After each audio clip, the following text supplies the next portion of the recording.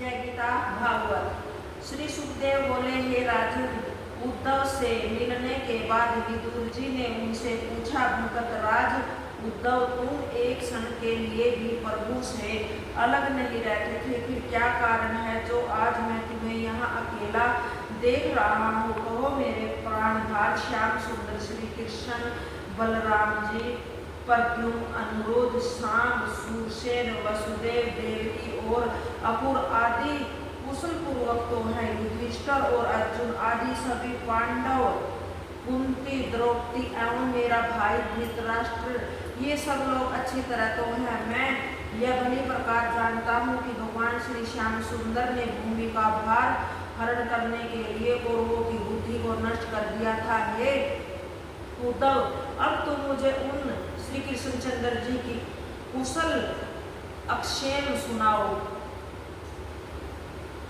जिनका वृत्तांत सुनने से तीर्थ स्नान का पुण्य फल मिलता है।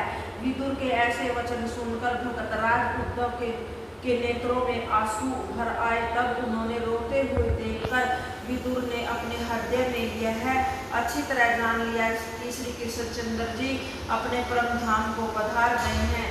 इसी कारण उद्धव जी उनकी याद करके आंसू बहा रहे हैं। तब थोड़ी देर बाद उद्धव ने आंसू पोंछते हुए कहा, हे विदुर जी, मैं तुम्हारे भगवान कृष्णचंद्र जी का समाचार किस प्रकार कहूँ, क्योंकि भगवान श्री कृष्णचंद्र रूपी सूर्य छिप गया है और कलयुग रूपी रात्रि का आगमन हो गया है। अतः मैं तुमसे उनकी बढ़ाई कहाँ तक करूँ?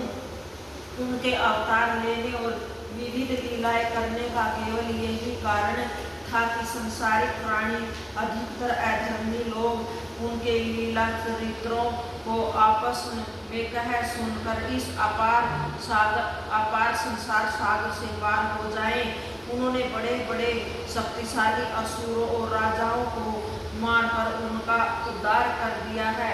उन्होंने स्वयं अपनी मर्जी से ही भूमि का भार हरण करने के लिए कौरव पांडवों में महाभारत का युद्ध कराया था।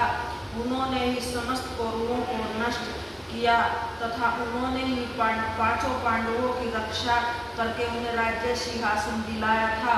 उन्हीं ने दुर्वासा ऋषि से श्राप दिलवाकर 56 करोड़ यादवों को आपस में युद्ध करवाकर मरवा दिया। इसीलिए उनकी याद करके मुझे बड़ा दुख हो रहा है। हे विदुर जी, तुम यह सत्य समझो कि जब से श्री कृष्णचंद्र जी यादवों का नाश करा गोलोक धाम को पधारे हैं, तब से जगत में सत्य और धर्म उठ गया है। मैंने उनसे बहुत निवेदन की थी कि मैं निरंतर आपकी सेवा में रहा हूँ, इसलिए आप इस समय भी मुझे अपने साथ ही ले चलिए।